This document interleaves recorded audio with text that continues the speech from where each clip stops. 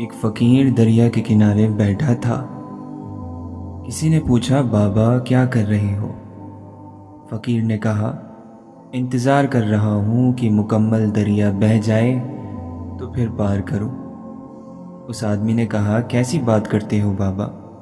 مکمل پانی بہنے کے انتظار میں تو تم کبھی دریا پار ہی نہیں کر پاؤ گے۔ فقیر نے کہا، یہی تو میں تم لوگوں کو سمجھانا چاہتا ہوں کہ تم لوگ جو ہمیشہ یہ کہتے رہتے ہو کہ ایک بار گھر کی ذمہ داریاں پوری ہو جائیں تو پھر نماز پڑھوں گا، داڑھی رکھوں گا، حج کروں گا، خدمت کروں گا۔ جیسے دریا کا پانی ختم نہیں ہوگا، ہمیں اس پانی سے ہی پار جانے کا راستہ بنانا ہے۔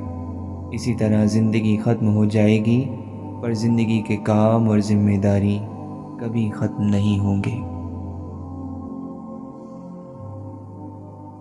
ایک شخص نے ایک بزرگ سے ملاقات کی تو اس شخص نے گزارش کی کہ کچھ نصیحت کیجیے۔ ان بزرگ نے عجیب سا سوال کیا کہ کبھی برتن دھوئے ہیں؟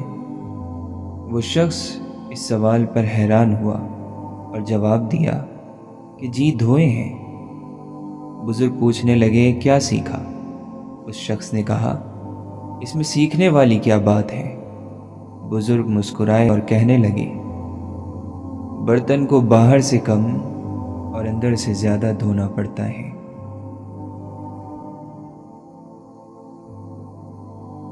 بادشاہ نے فقیر سے خوش ہو کر کہا، مانگو، کیا مانگتے ہو؟ فقیر نے کہا، حضور بس میرا پیالہ بھر دیجیے، مجھے اور کچھ نہیں چاہیے۔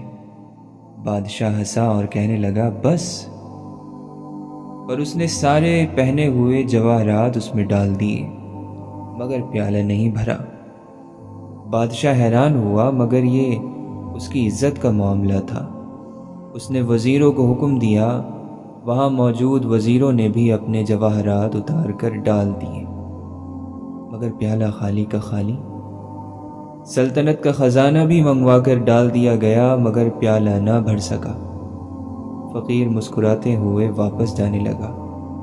بادشاہ ہاتھ باندھے کھڑا ہو گیا۔ فقیر کا یہ جواب سب کو لاجواب کر گیا کہ حضور یہ خواہشات کا پیالہ ہے، اسے قبر کی مٹی کے سوا کوئی چیز نہیں بھر سکتی۔ ایک شخص غصے کا بہت تیز تھا۔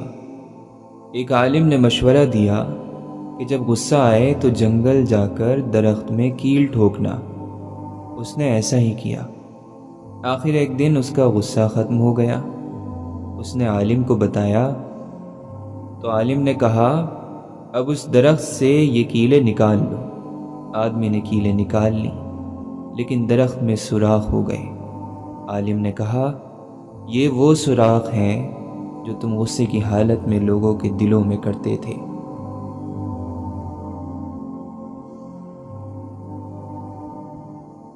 ایک بہت ہی خوبصورت لڑکی بادشاہ کے دربار میں ناچ رہی تھی۔ وہ لڑکی نہایت ہی حسین اور جمیل تھی، جبکہ بادشاہ کالا اور بدصورت تھا۔ وہ ناچنے سے فارغ ہوئی تو بادشاہ سے کہنے لگی، اگر جان کی امانت پاؤں تو کچھ عرض کروں۔ بادشاہ نے اسے اجازت دے دی تو وہ کہنے لگی، بادشاہ سلامت، جب حسن بٹ رہا تھا تب آپ کدھر تھے؟ بادشاہ نے بغیر غصے کے مسکراتے ہوئے جواب دیا، جب تم حسن کی قطار میں کھڑی تھی تب میں نصیب کی قطار میں نصیب لے رہا تھا، اور میرا نصیب تو دیکھو، تم جیسی حسین اور خوبصورت لڑکی میری غلام ہے اور میرے سامنے ناچ رہی ہے۔ ایک دفعہ جنگل میں گھوڑے اور گدھے کی بحث ہوئی۔ گھوڑے نے کہا، آسمان کا رنگ نیلا ہے، جبکہ گدھے کا کہنا تھا کہ آسمان کالا ہے۔ بات بڑھی تو گھوڑے نے کہا کہ چلو اپنے بادشاہ کے پاس چلتے ہیں۔ دونوں شیر کے پاس پہنچے اور تمام قصہ سنایا۔ شیر نے سب کچھ سننے کے بعد کہا کہ گھوڑے کو جیل میں ڈال دیا جائے۔ گھوڑے نے احتجاج کرتے ہوئے کہا، بادشاہ سلامت، یہ کیسا انصاف ہے؟ صحیح بھی میں ہی ہوں اور جیل بھی مجھے جانا پڑ رہا ہے۔ بادشاہ نے کہا، بات صحیح یا غلط کی نہیں ہے، تمہارا قصور یہ ہے کہ تم نے ایک گدھے سے بحث ہی کیوں کی۔ کسی بادشاہ نے ایک بے گناہ قیدی کے قتل کا حکم صادر کیا تو وہ مایوسی کے عالم میں بادشاہ کو برا بھلا کہنے لگا۔ بادشاہ نے قیدی کو بڑبڑاتے دیکھا تو پوچھا، یہ کیا کہہ رہا ہے؟ وزیر نے جواب دیا، حضور یہ کہہ رہا ہے کہ معاف فرمانے والے کو اللہ تعالی پسند فرماتے ہیں۔ وزیر کی بات سن کر بادشاہ نے قیدی کی رہائی کا حکم دے دیا۔ اس پر ایک ساتھی بول اٹھا کہ حضور یہ آپ کو گالیاں دے رہا ہے۔ بادشاہ مسکرا دیا اور بولا، وزیر کا نیکی پھیلانے والا جھوٹ تیرے فتنہ پھیلانے والے سچ سے بہتر ہے۔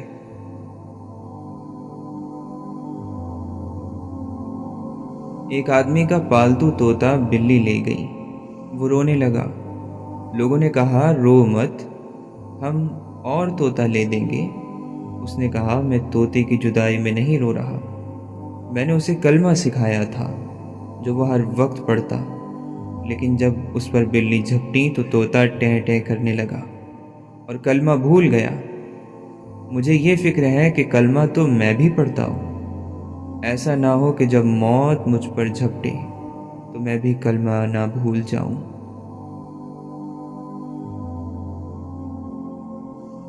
ایک شخص اپنی بیوی کے ساتھ کشتی میں سفر کر رہا تھا کہ طوفان آ گیا۔ ایسا لگتا تھا کہ کشتی اب ڈوبی کہ تب ڈوبی۔ بیوی کا خوف سے برا حال ہو گیا اور اس شخص کا اطمینان تھا کہ بڑھتا جا رہا تھا۔ بیوی غصے میں چلا کر بولی، اے بے وقوف، کچھ تو کر، یوں اطمینان سے بیٹھے رہنے سے کچھ نہیں ہوگا، ہم مر جائیں گے۔ اس شخص نے فوراً اپنی تلوار نکالی اور بیوی کی گردن پر رکھ دی اور بولا، مرنے کے لیے تیار ہو جاؤ۔ بیوی ہنس پڑی۔ اس شخص نے کہا، تم خوف زدہ کیوں نہیں ہو رہی ہو؟ بیوی نے کہا، کیونکہ مجھے یقین ہے کہ تم قتل تو کیا مجھے ایک خراش بھی نہیں ڈال سکتے۔ بیوی کا جواب سن کر خاوند کی آنکھوں میں آنسو آ گئے اور وہ بولا، اے بھلی عورت، مجھے بھی اپنے اللہ پر پورا یقین ہے کہ وہ جو کرے گا وہ میرے لیے بہتر ہوگا۔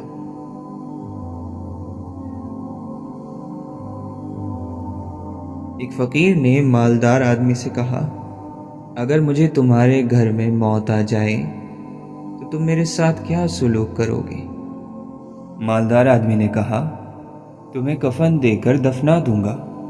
فقیر بولا، ابھی میں زندہ ہوں، مجھے پہننے کے لیے کپڑے دے دو، اور جب مر جاؤں تو بغیر کفن کے مجھے دفنا دینا۔ ایک لکڑہارا آرے سے درخت کاٹ رہا تھا۔ کند آرے کی وجہ سے درخت کٹنے کا نام نہیں لے رہا تھا۔ 1 گھنٹے کا کام تھا مگر اب 10 گھنٹے گزر گئے اور لکڑہارا ہمت ہارنے کا نام نہیں لے رہا تھا۔ ایک راہگیر نے کہا، صبح سے شام ہو گئی، اب تک درخت نہیں کٹا، اپنے آرے کی دھار ہی تیز کر لو۔ لکڑہارے نے راہگیر کو گھور کر دیکھا اور سخت لہجے میں کہا، نظر نہیں آ رہا کہ میرے پاس آرے کی دھار تیز کرنے کا وقت نہیں ہے؟ سبق یہ ہے کہ شدید محنت کے بعد بھی نتیجہ اچھا نہ مل رہا ہو تو اپنی مہارت کو جانچنا چاہیے۔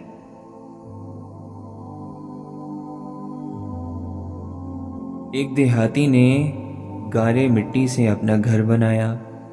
گھر میں اس نے چھوٹی سی 7 مصلوں کی مسجد بھی بنائی کیونکہ اس کے ساتھ بیٹے تھے۔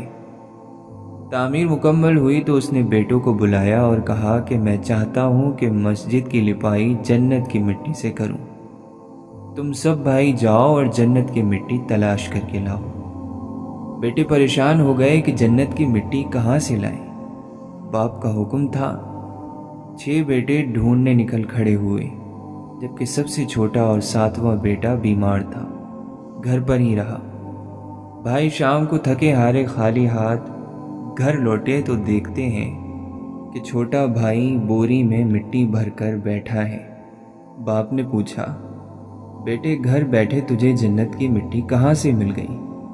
بیٹے نے کہا، سارا دن ماں کے پیچھے پیچھے پھرتا رہا، جہاں جہاں وہ قدم رکھتی تھی وہاں وہاں سے مٹی اٹھا اٹھا کر جمع کرتا رہا، یہ وہی مٹی ہے۔ ایک بزرگ جا رہے تھے کہ کچھ بچے آپس میں بحث کر رہے تھے۔ جب قریب سے گزرے تو بچے کہنے لگے، بابا جی ہم آپس میں کسی مسئلے پر بحث کر رہے ہیں، آپ ذرا فیصلہ کر دیں۔ بزرگ نے پوچھا، بیٹا کیا مسئلہ ہے؟ بچوں نے کہا کہ ہم آپس میں بحث کر رہے ہیں کہ ایک آدمی بڑا نیک ہو، کبھی گناہ نہ کیا ہو، اس کے دل پر اللہ کی خاص نظر رہتی ہے، یا ایک آدمی بڑا ہی گناہ گار ہو اور سچی توبہ کر لے، اس کے دل پر خاص نظر رہتی ہے۔ وہ بزرگ فرمانے لگے، بیٹا میں عالم تو نہیں ہوں، تاہم ایک بات میرے تجربے میں آئی ہے کہ میں کپڑا بنتا ہوں، دھاگے ہوتے ہیں، میرے تجربے میں بات آئی ہے کہ جو دھاگا ٹوٹ جاتا ہے میں اسے گرہ لگاتا ہوں، اس کے بعد اس پر خاص نظر رکھتا ہوں کہ دوبارہ ٹوٹ نہ جائے۔ ممکن ہے جو بندہ شیطان کے راستے کو چھوڑ کر سچی توبہ کر لے، اللہ سے اپنی گانٹھ باندھ لے، ممکن ہے اس کے دل پر اللہ کی خاص نظر رہتی ہو کہ یہ بندہ دوبارہ ٹوٹ نہ جائے۔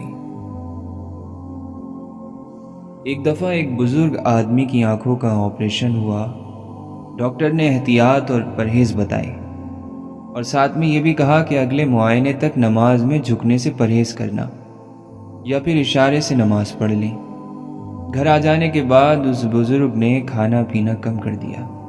اس کے گھر والوں کو پریشانی ہونے لگی۔ انہوں نے دوبارہ ڈاکٹر سے رجوع کیا تو اس نے کہا کہ ہو سکتا ہے روٹی یا کھانا چبانے وقت آنکھوں میں درد ہوتا ہو، اس لیے انہیں نرم چیزیں کھلانے کو کہو۔ ایک دو دن تک گھر والوں نے دیکھا مگر بزرگ نے کھانے میں کوئی تبدیلی نہیں لائی۔ کچھ دنوں بعد انہوں نے بزرگ سے پوچھ لیا کہ آپ کھانا کیوں نہیں کھا رہے؟ ڈاکٹر نے تو سجدہ کرنے سے منع کیا تھا، نہ کہ کھانا کھانے سے۔ تو بزرگ نے جواب دیا کہ جس کو سجدہ نہیں کر سکتا اس کا رزق کھاتے ہوئے مجھے شرم آتی ہے۔ حضرت موسیٰ علیہ السلام نے کہا، اے رب، جب آپ کو کوئی فرما بردار بلاتا ہے تو آپ اس سے کیا کہتے ہیں؟ ارشاد ہوا، میں کہتا ہوں لبیک۔ پھر انہوں نے پوچھا، جب زاہد کہتا ہے تب کیا فرماتے ہیں؟ ارشاد ہوا، میں کہتا ہوں لبیک۔ انہوں نے پوچھا، جب روزے دار کہتا ہے؟ ارشاد ہوا، میں لبیک کہتا ہوں ایک بار، یعنی کہ میں حاضر ہوں۔ انہوں نے کہا، جب گنہگار کہتا ہے؟ تو ارشاد ہوا، میں کہتا ہوں لبیک لبیک لبیک۔ اے موسیٰ، ان میں سے ہر ایک اپنے اپنے عمل پر بھروسہ کرتا ہے اور گنہگار میری رحمت پر بھروسہ کرتا ہے، اور میں اس بندے کو خالی اور ناکام نہیں رکھتا جو مجھ پر بھروسہ کرتا ہے، کیونکہ میں نے کہا ہے جو اللہ پر بھروسہ کرتا ہے وہ اسے کافی ہوتا ہے۔ نبی صلی اللہ علیہ وسلم نے فرمایا، بے شک اللہ اور اس کے فرشتے ان لوگوں پر رحمت بھیجتے ہیں جو اپنے گناہ کا اعتراف کر لیتے ہیں۔ ایک غلام تھا، ایک دن وہ کام پر نہ گیا تو اس کے مالک نے سوچا کہ مجھے اس کی تنخواہ میں کچھ اضافہ کر دینا چاہیے تاکہ وہ اور دل لگا کر کام کرے اور آئندہ غیر حاضر نہ ہو۔ اگلے دن مالک نے اس کی تنخواہ سے زیادہ پیسے اسے دیے جو اس نے خاموشی سے رکھ لیے، لیکن کچھ دنوں بعد وہ دوبارہ غیر حاضر ہوا تو اس کے مالک نے غصے میں آ کر اس کی تنخواہ میں کیا گیا اضافہ ختم کر دیا اور اس کو پہلے والی تنخواہ ہی دی۔ غلام نے اب بھی خاموشی اختیار کی تو مالک نے کہا، جب میں نے اضافہ کیا تو تم خاموش رہے، اور جب اب کمی کی تو پھر بھی خاموش ہو، کیوں؟ تب غلام نے جواب دیا، جب میں پہلے دن غیر حاضر تھا تو اس کی وجہ بچے کی پیدائش تھی، اور آپ کی طرف سے تنخواہ میں اضافے کو میں نے وہ رزق خیال کیا جو وہ اپنے ساتھ لے کر آیا، اور جب میں دوسری مرتبہ غیر حاضر تھا تو اس کی وجہ میری ماں کی وفات تھی، اور آپ کی طرف سے تنخواہ میں کمی کو میں نے وہ رزق خیال کیا جو وہ اپنے ساتھ واپس لے گئی۔ پھر میں اس رزق کے خاطر کیوں پریشان ہوں جس کا ذمہ خود اللہ نے اٹھایا ہوا ہے۔ ایک آدمی دو بہت اونچی عمارتوں کے درمیان تنی ہوئی رسی پر چل رہا تھا۔ وہ بہت آرام سے اپنے دونوں ہاتھوں میں ایک ڈنڈا پکڑے ہوئے سنبھل رہا تھا۔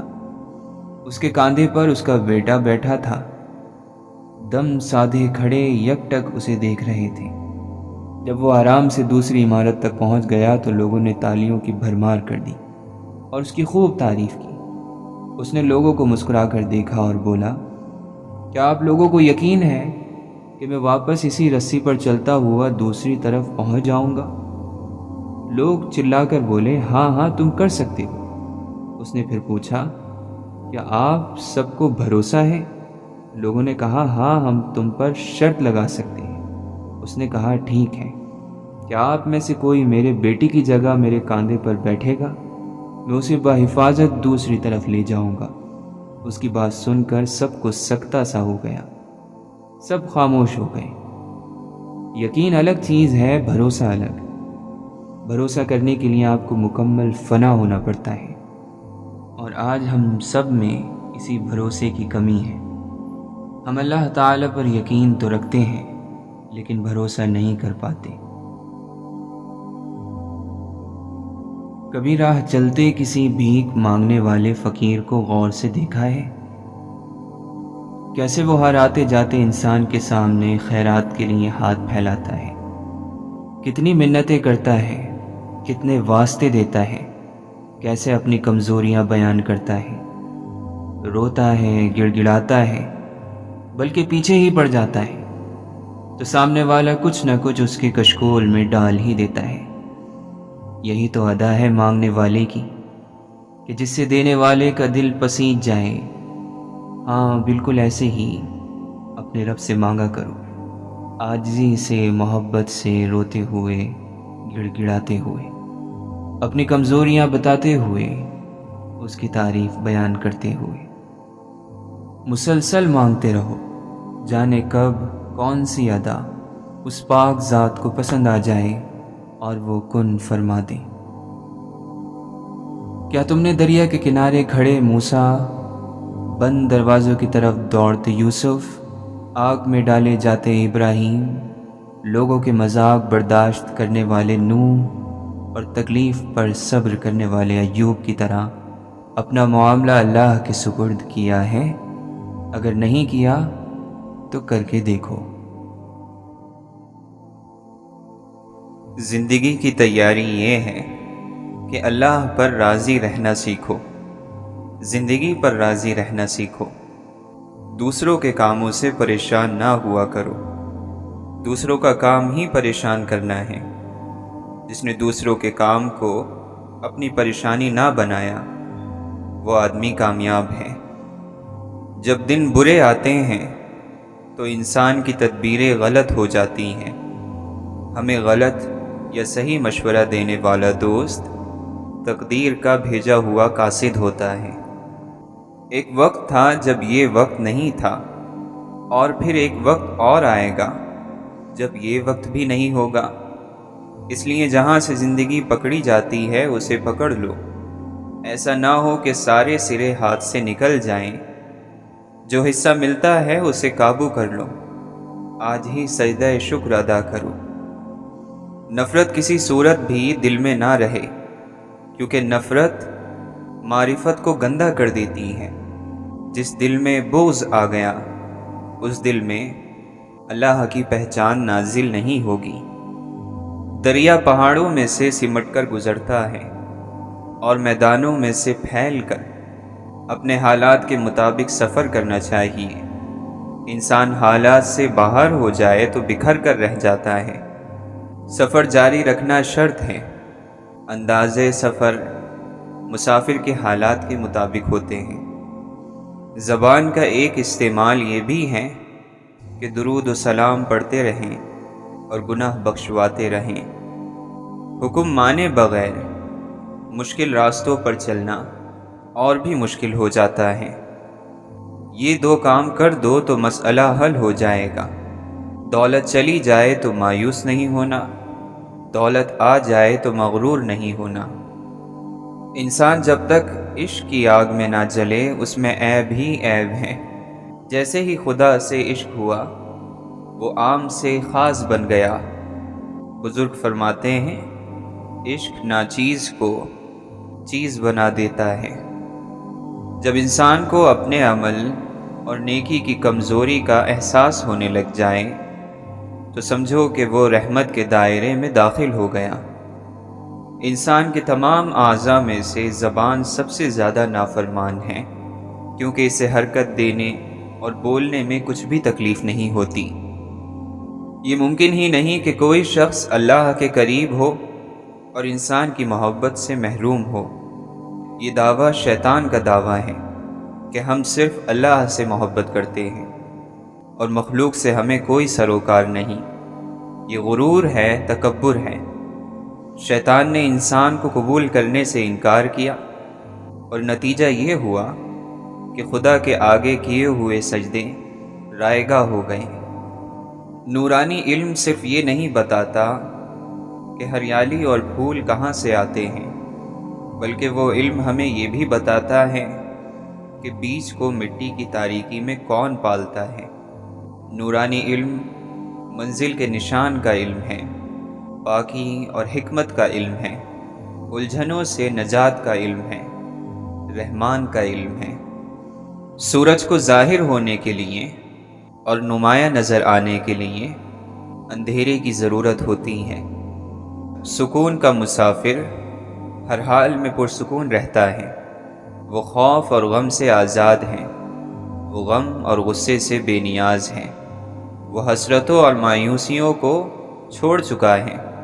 دراصل دل کا سکون اللہ کے قریب ہونے کا وہ مقام ہے جہاں انسان نعمتوں سے نعمتیں دینے والے کی طرف لوٹ جاتا ہے۔ اپنے گناہوں کو گواہ سے بچاؤ، یعنی تمہارے گناہوں کو کوئی دیکھ نہ سکے۔ اپنے اللہ کے ساتھ محبت پیدا کرو۔ اللہ تو اللہ ہے، اس نے کسی سے اجازت نہیں لینی ہے کہ میں اس سے بات کروں کہ نہ کروں۔ بس آپ نے معافی مانگی اور اس نے معاف کر دیا۔ اس نے کسی سے پوچھنا تھوڑی ہے۔ آپ کسی محفل میں کوشش کریں گے تو جگہ مل جائے گی۔ کوشش کر کے آپ آگے آگے بیٹھ سکتے ہیں، اور ایک آدمی جو پیچھے بیٹھا ہو اسے آواز دے کر آگے بلایا جا سکتا ہے۔ تو یہ سب اللہ کے کام ہیں۔ آپ اپنے آپ کو خود نمایاں نہ کرو، اللہ آپ کو نظر انداز نہیں کرے گا۔ جو چیز یہاں رہ جائے گی اس کو اب چھوڑ ہی دیا جائے تو بہتر ہے، اس سے پہلے کہ ہم سے سب کچھ چھن جائے۔ ہم خود ہی اسے چھوڑ دیتے ہیں، اور جو کچھ ساتھ جانا ہے اسے ہم ابھی سے ساتھ لے لیں تو یہی بہتر ہے۔ مال نہ محبت کا ذریعہ ہے نہ عزت کا ذریعہ ہے۔ یہ آپ کی زندگی کے سفر کے لیے ایک سہولت ہے، تو اس سہولت کو حاصل کرو، مال کو استعمال کرو۔ جنت کا مطلب یہ ہے کہ دشمنی اور رنجش کسی کے ساتھ نہ ہو، شکایت کسی کے ساتھ نہ ہو، نہ خدا کے سامنے بندوں کی شکایت ہو اور نہ بندوں کے سامنے خدا کی شکایت ہو، اور حاصل اتنا رکھو کہ چھوڑنا مشکل نہ ہو۔ پھر یہ زندگی جنت ہی تو ہے۔ باوضو ہو کر انسان سو جائے تو ساری نیند عبادت ہے، اگر باوضو ہو کر مر جائے تو جاگنے تک ساری موت عبادت ہے۔ یا اللہ، دعائیں چھین لینے والے گناہوں سے بچا۔ اے مولا، امید پیدا کرنے والی نیکی عطا فرما۔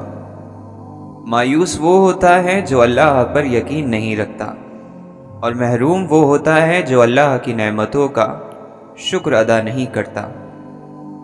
اگر تمہیں ذرا سا بھی اندازہ ہو جائے کہ اللہ تمہارے معاملات کیسے سیدھے کرتا ہے تو یقین مانو تمہارا دل اللہ کی محبت سے پھٹ جائیں۔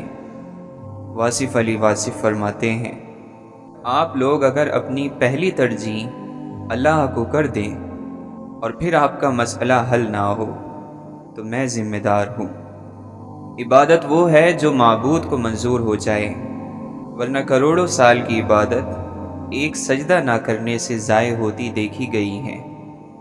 آپ ایک بات یاد رکھنا کہ اگر کبھی اللہ کی طرف سے آپ کو دنیا کا 2 دن کے لیے با اختیار بنا دیا جائے، ہیڈ بنا دیا جائے کہ جو چاہے کرو، تو 2 دن کے بعد اللہ تعالیٰ کی کائنات کو جوں کا تو واپس کر دینا، اس کو نفس مطمئنہ کہتے ہیں۔ ہجوم یعنی بھیڑ میں تنہائی برقرار رکھنے والا شخص ہی ایک مضبوط زندگی کا مالک ہے۔ علم اس وقت تک حاصل نہیں ہوتا جب تک کوئی عطا کرنے والا نہ ہو، کیونکہ اصل علم اللہ کے دوستوں کی نگاہ سے ملتا ہے، کتاب سے نہیں۔ اگر تو نے کشتی پر سوار ہونا ہو تو اللہ پر اعتماد کر کے چلتے جاؤ، پھر تم پار ہو جاؤ گے۔ بدمزاج ہونا اتنا خطرناک نہیں جتنا بدتمیز ہو جانا ہے، کیونکہ بدتمیز آدمی الفاظ کے غلط استعمال کا مجرم ہوتا ہے۔ کشتی ڈوبنے لگے تو اس میں سوار لوگوں کو خود ہی اللہ یاد آ جاتا ہے۔ رزق صرف یہی نہیں کہ جیب میں مال ہو، بلکہ رزق یہ بھی ہے کہ ذہن میں خیال ہو اور دل میں حال ہو۔ معاف کر دینے والے کے سامنے گناہ کی کیا اہمیت، عطا کے سامنے خطا کا کیا ذکر۔ ہماری آدھی تقدیر ہمارے اعمال میں ہے اور آدھی ان لوگوں کے اعمال میں جو ہم سے وابستہ ہیں۔ عید کی خوشی کسی مال سے پیدا نہیں ہوتی، یہ تو روزہ رکھنے والوں کو نصیب ہوتی ہیں۔ اللہ سے تعلق تو ایسا ہونا چاہیے جیسے ماں سے ہوتا ہے، تھک جاؤ تو اس کی گود میں سر رکھ دو۔ جھوٹا انسان طاقت کے آگے جھکتا ہے، سچا انسان وہ ہے جو دلیل کے آگے جھک جائے۔ اگر لوگوں کو اپنے قریب رکھنا چاہتے ہو تو اپنی تکلیف اور دکھ سے انہیں دور رکھو۔ بھلائی کا وہ کام جو اپنی تعریف کے لیے کیا جائے لعنت کا پیش خیمہ بن جاتا ہے۔ نفس کی پاکیزگی یہ ہے کہ انسان بہت دیر سے غصے میں آئے اور بہت جلدی معاف کر دے۔ امیدوں کا سامان کم ہو تو زندگی کا سفر آسان ہو جاتا ہے۔ جماعتیں 2 ہی ہوتی ہیں، ایک خیر کی اور دوسری شر کی جماعت۔ درمیان میں صرف منافقت ہوتی ہے۔ منافقت دونوں طرف مقبول ہونا چاہتی ہے۔ دینے والا مانگنے والے سے بہتر ہوتا ہے اور بانٹنے والا دینے والے سے افضل ہوتا ہے۔ عبادت ایک پیشہ ہے، دکان اس کی تنہائی ہے، اور راس المال اس کا تقوی ہے، اور نفع یعنی فائدہ اس کی جنت ہے۔ قرآن مجید پر فکر کرنے والا شخص جب بات کرتا ہے تو بات کئی سالوں کے تجربے سے زیادہ وزن رکھتی ہے۔ کسی ایسے شخص سے بات کر کے دیکھ لیں۔ آپ دلوں کی دعا لو، دل کی آہیں نہ لو۔ خدا کی طرف جانے والا ہر راستہ کسی انسان پر ختم ہوگا۔ ہر ملاقات اور وصل کی شرط خلوت یعنی تنہائی ہے، وہ حقیقی ہو یا مجازی۔ تو بتا تو صحیح، بولنے والے نے کیا حاصل کیا؟ بات بات پر ہنسنا اور مذاق کرنا تیری عادت ہے، آخر تو کس بات پر اتراتا پھرتا ہے؟ جو اپنے استاد پر مطمئن نہیں، کسی پر بھی نہیں، وہ آوارہ ہے۔ بندوں نے بندوں کو بادشاہ مانا، اللہ کو نہیں، اور یہی بندوں کی کم نصیبی ہے۔ اگر کوئی اللہ کو بادشاہ مان لیتا، علم اور حکمت کے راز بہا دیتا۔ دستور یہ ہے کہ بادشاہ سویا کرتا ہے اور غلام جاگتا ہے، لیکن وہ حقیقی بادشاہ جاگتا ہے اور ہم سو جاتے ہیں۔ اس حال میں جی کہ مرتے ہوئے کوئی حسرت باقی نہ رہے۔ اللہ کی یاد اور مخلوق کی خدمت بہترین عبادت ہے۔ تیرا مقام خاک اور تیرا کام خدمت ہو، اس سے بڑھ کر اور کوئی مقام نہیں اور اس سے افضل اور کوئی کام نہیں۔ اللہ کی رحمت اللہ کی راہ میں چلنے والوں کے انتظار میں رہتی ہے کہ کب وہ آئیں اور کب یہ رحمت برسے۔ کافر کے ساتھ شیطان نے کیا کرنا ہے؟ شیطان تو تیری گھات میں ہے۔ جو بننا چاہتے ہو وہ کردار پیدا کرو۔ اے مولا، تیرا ذکر وہ رزق ہے جس کے بغیر روح زندہ نہیں رہ سکتی، پریشان رہتی ہے۔